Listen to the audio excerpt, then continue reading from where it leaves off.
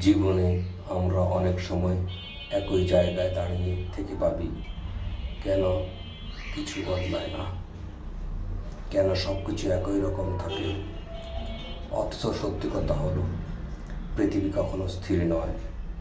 প্রতিদিন প্রতি মুহূর্ত চারপাশে হাজার পরিবর্তন ঘটে।